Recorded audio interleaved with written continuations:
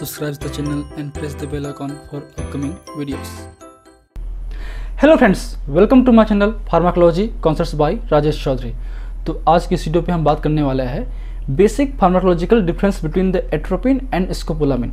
Atropine और स्कोपोलामिन दोनों ही anticholinergic drug हैं या एंटी मस्कर्निक ड्रग हैं, या इसे हम पैरासिम्पेथोलाइटिक क्लास के ड्रग में रखते हैं। तो इन दोनों की जो प्रॉपर्टीज है थोड़ी सी डिफरेंस होती है, बट इन जो डिफरेंस है बहुत ही इंपॉर्टेंट है, क्योंकि इससे जो है आपके ऑब्जेक्टिव बेस्ड क्वेश्चंस आते हैं।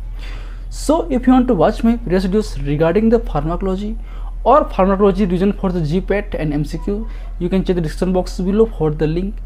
And इसके अलावा आपको नोट्स चाहिए तो आप मेरी वेबसाइट www.pharmacyconcepts.in विजिट कर सकते हैं, वहाँ से आप नोट्स वगैरह डाउनलोड कर सकते हैं। So let's discuss about the topic.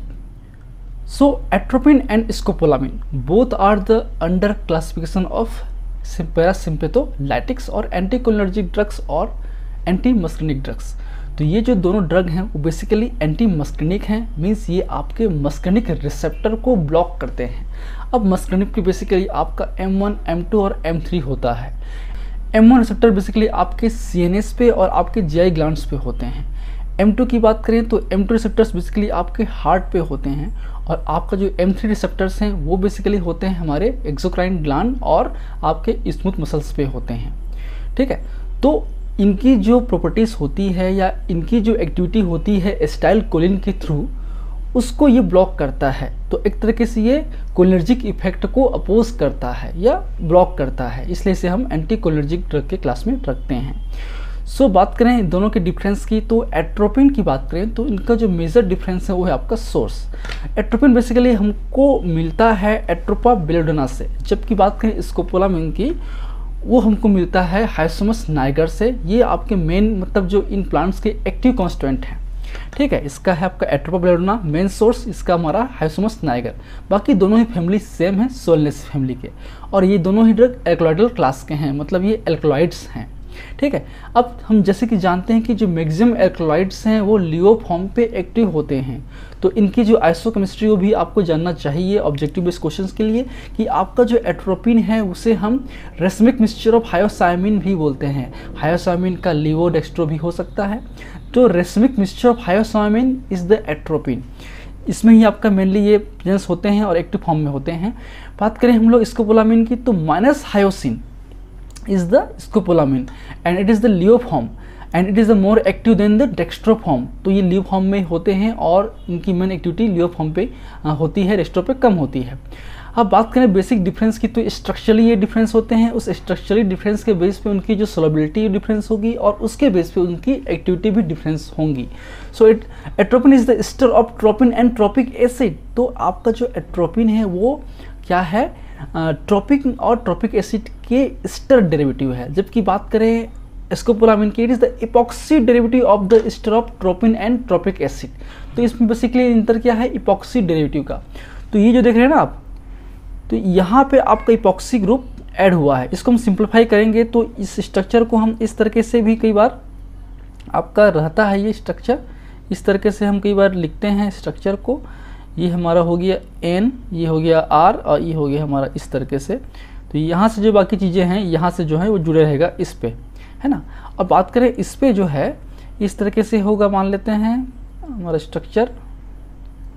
ठीक है, यहाँ से आपका जो O ग्रुप है ना, ये वाला वो यहाँ ये रहेगा।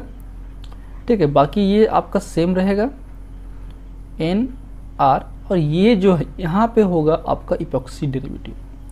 तो ये बेसिक डिफरेंस है। इस डिफरेंस की वजह से इनकी सोलबिलिटी में डिफरेंस होंगी, और सोलबिलिटी में डिफरेंस की वजह से इनकी जो एक्टिविटी है वो डिफर साइट पे होती है और डिफर पोटेंसी की होती है।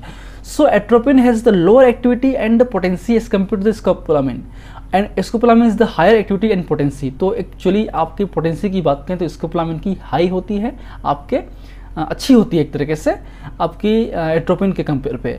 और क्योंकि जो बात करें मेन सोलबिलिटी ही मेन फैक्टर है, तो आपका जो एट्रोपिन है वो लिपिड सोलबल तो है, बट मिनिमल लिपिड सोलबल है या लो लिपिड सोलबल है।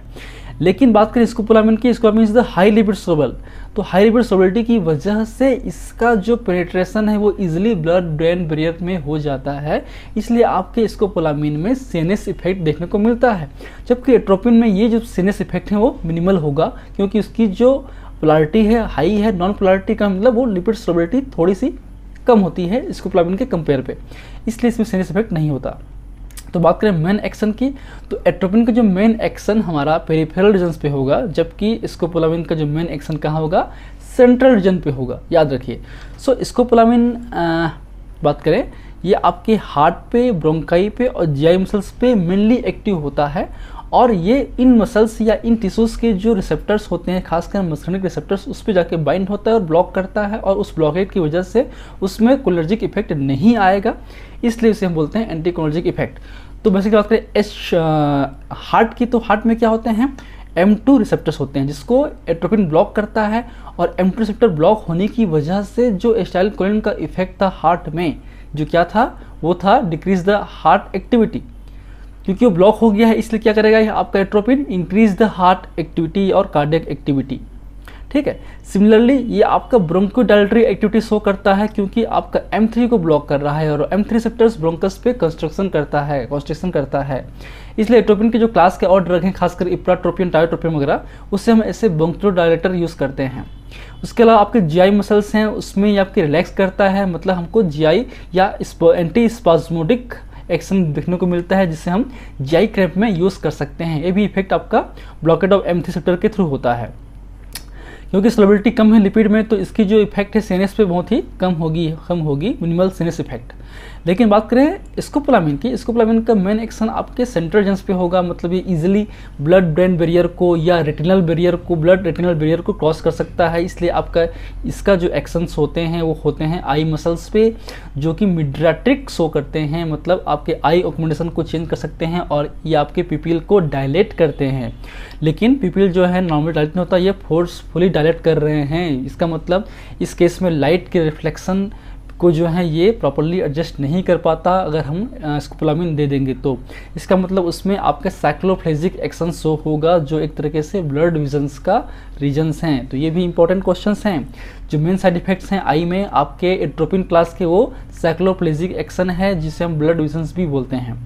बात करें एक्सोक्राइन में, एक्सोक्राइन ग्लैंड्स में बेसिकली आपके M3 होते हैं, तो M3 रिसेप्टर्स की वजह से एसिटाइलकोलिन के थ्रू जो है सिक्रीशन बढ़ जाता है, इसलिए जो स्कोपोलामिन है आपके M3 को ब्लॉक करके एक्सोक्राइन ग्लैंड की सिक्रीशन को कम करता है, इसे हम एंटी सिक्रीटरी एक्शंस बोल सकते हैं। इसके बाद बात करें सीएनएस पे एट्रोपिन क्लास की बात करें ओवरऑल, तो आपका अलग अलग होता है। At a low dose it may cause the stimulation, but at a high dose it may cause the depression, तो अलग होता है। तो आपके स्कोपोलामिन का मेन काम सीएनएस पे है, तो ये आपका सीएनएस स्टिमुलेटरी एक्शन शो करता है, खासकर stimulate the medullary centre like the vagal, respiratory and vasomotor, and it may decrease the vestibular excitation. क्योंकि वेस्टिबुलर एक्साइटेशन को कम करता है, इसका मतलब ये जो है आपकी इमिसिस को भी कम करता है, इसलिए इसे हम एंटी इमेटिक के रूप में यूज़ करते हैं मोशन सिकनेस के दौरान। ठीक है, इसलिए हम इसको एंटी मोशन सिकनेस ड्रग भी बोल सकते हैं। तो इसलिए आपका जो इनका इफेक्ट है वो सीएनएस पे मार्क्ड होगा, जबकि एट्रोपिन का कम होगा, ये आप तो याद रखिए। इसके बाद बात करें कुछ और पॉइंट्स के बारे में, तो इनका यूज़ भी अलग अलग है। तो बेसिकली एट्रोपिन का यूज़ होता है ऑर्गेनोफॉस्फेट पॉइजनिंग में। अब ऑर्गेनोफॉस्फेट पॉइजनिंग बहुत ही इंपॉर्टेंट है, क्योंकि इससे क्वेश्चंस आते हैं। तो ऑर्गेनोफॉस्फेट पॉइजनिंग, जो ऑर्गेनोफॉस्फेट डेरिवेटिव्स हैं आपके इसके एंटी कोलिन स्ट्रेस के या कोलिन स्ट्रेस एंजाइम इनहिबिटर्स के, जो कि क्या है कोलिनर्जिक ड्रग में आते हैं, ये कोलिनर्जिक एक्टिविटी को इन्हेंस करते हैं। इसका अपोजिट एट्रोपिन है, इसलिए उसकी पॉइजनिंग में हम ड्रग यूज़ करते हैं, जिसे हम मशरूम पॉइजनिंग भी बोलते हैं या मस्कनिक पॉइजनिंग भी बोलते हैं, क्योंकि इस पर मार्क्ड मस्कनिक इफेक्ट आता है, जिसे हम निमोनिक्स के रूप में आपके स्लज या डंबल यूज़ कर सकते हैं। स्लज मीन्स आपका salivation, lacrimation, urination, defecation, GI cramps and इमिसिस।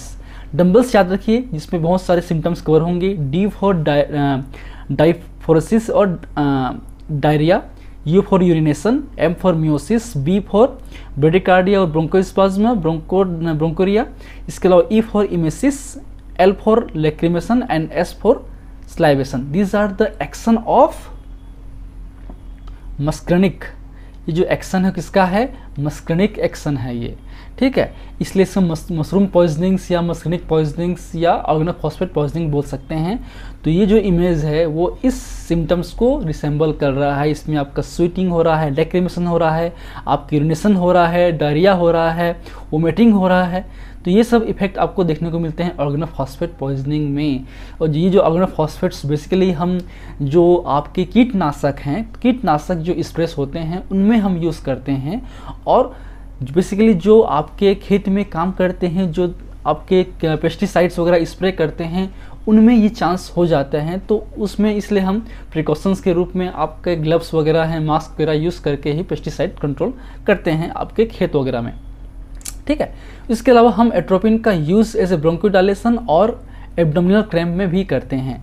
बात करें आपके स्कोपोलामिन का, तो स्कोपोलामिन का यूज़ एंटीबायोटिक के रूप में मोशन सिकनेस में होता है, एंटीसेक्रेटिक रूप में होता है, और इसका यूज़ हम नार्को टेस्ट में भी करते हैं। अब नार्को टेस्ट क्या होता है आपको पता ही होगा, है ना। किसी को सच बोलने के लिए हम नार्को टेस्ट करते हैं, उसको हम एमनेसिया और हिप्नोसिस कर देते हैं ताकि उसका जो कॉन्शियस है वो सब कॉन्शियस हो जाता है और वो सच बोलता है। तो in narco test psychoactive drug like the sodium pentothal, scopolamine and sodium amytal are use to produce hypnosis and the amnesia. Amnesia का मतलब होता है शॉर्ट टर्म मेमोरी लॉस, एक तरीके से थोड़ा सा मेमोरी को लॉस कर देता है, कुछ समय का जो मेमोरी है वो भूल जाते हैं और आपका जो पहले का मेमोरी होता है एग्जैक्ट वो आपको याद रहता है। आपका जो हिप्नोसिस मतलब होता है टू इंड्यूस स्लीप, ठीक है। तो ये इनके यूज़ है। अब ये ड्रग हैं तो ये पॉइजन की तरह भी काम करेंगे, हाई डोज पे लेंगे तो ये पॉइजन की तरह काम करेंगे। अगर आपको एट्रोपिन पॉइजनिंग हो गया है या जिसको बोलते हैं बेल्डोना पॉइजनिंग, तो बेल्डोना पॉइजनिंग की वजह से आपको सिम्टम्स आएंगे जस्ट इनके अपोजिट, डायलेट पिपल्स मतलब mydriasis, blurred visions, warm, dry skin, tachycardia, tremor, ataxia, delirium, coma. ये साइड इफेक्ट्स हैं आपके एट्रोपिन पॉइजनिंग्स की, जिससे हम फाइसोस्टिग्माइन के थ्रू ठीक कर सकते हैं या उसको रिवर्स कर सकते हैं। सेम बात करें स्कोपोलामिन पॉइजनिंग के केस में हम यूज़ करते हैं बेथेनाकोल। So these are the antidotes for the scopolamine poisoning. So these are the basics about the pharmacological difference of the atropine and scopolamine. तो ये आपका वीडियो कंप्लीट हो गया है। आपको हो सकता है कि बहुत अच्छी नॉलेज मिले। अगर आपको नॉलेजफुल वीडियो मिल रहे हैं तो आप वीडियो को जरूर लाइक कीजिए, चैनल को सब्सक्राइब कीजिए, अपने फ्रेंड से शेयर कीजिए ताकि वीडियो अच्छी तरीके से स्प्रेड हो सके। So in last, thank you, keep watching.